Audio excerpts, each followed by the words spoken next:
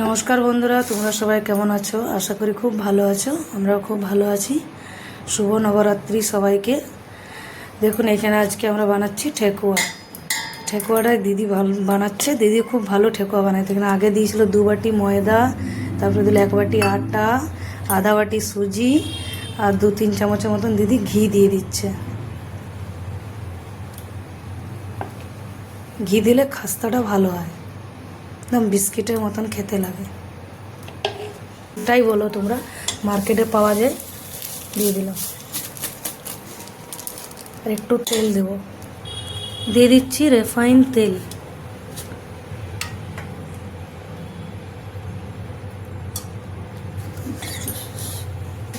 তো এখানে দিয়ে দিচ্ছি চিনি 1 বাটি, আরও লাগলে দেওয়া যাবে, সেটা দিদিই বলতে পারবে। 1 বাটি তখন আমি দিলাম, ভালোভাবে সেটা মিলাবো।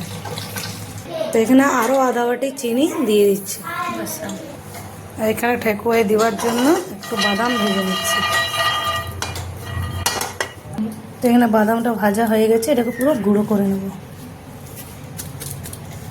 এই যে বেলনার সাহায্যে। তো এখানে বাদামটা দেখুন এরকম দরদরা ভেঙে নিয়েছি, আর একটু সঁফ নিয়েছি, মানে মৌরি দিয়ে দিচ্ছি।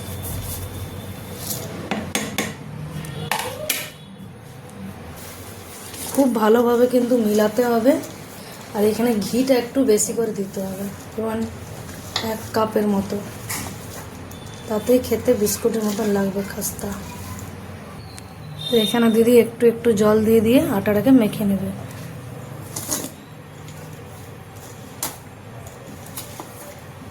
খুব বেশি মাখা যাবে না, কিন্তু খুব অল্প অল্প জল নিতে হবে। এবং একটু একটু করে দিদি জল নিচ্ছে।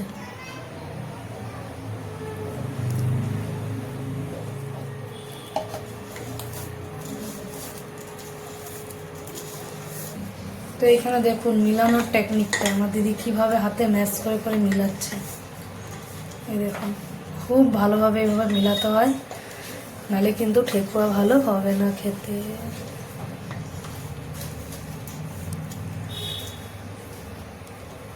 তো এখানে দেখুন এইভাবে মাখতে হবে। আটাটা একটু দেখা দিদি, দেখুন ঝুর ঝুর হয়ে আছে। দেখুন কি সুন্দর মেখেছে, আর কেমনি করে পাকাচ্ছে এটাও দেখুন, কতগুলো পাকিয়ে রেখেছে।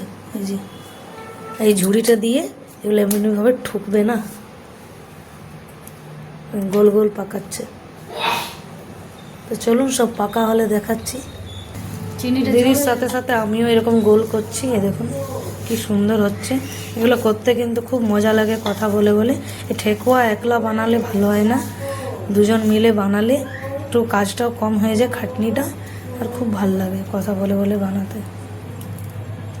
তো এই দেখুন দিদি এখানে এগুলো এইভাবে ঠুকে ঠুকে বানাচ্ছে।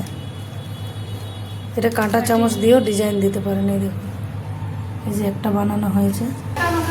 তো এখানে দেখুন তেলটা আমি চেক করে নিলাম গরম হয়েছে কিনা। গরম তো হয়ে গেছে। এখানে দিদি অনেকগুলা বানিয়ে নিয়েছে। দেখুন একে একে আমি তেলে ছেড়ে দেবো।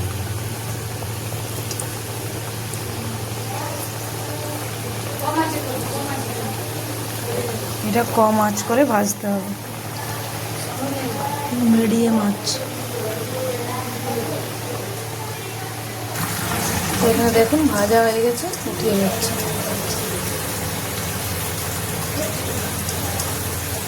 কত খাস্তা হয়েছে দেখুন, ভেঙে যাচ্ছে নিজের থেকে।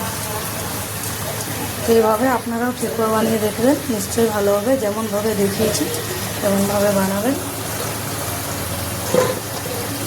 ভালো থাকবেন, সুস্থ থাকবেন। Bye bye.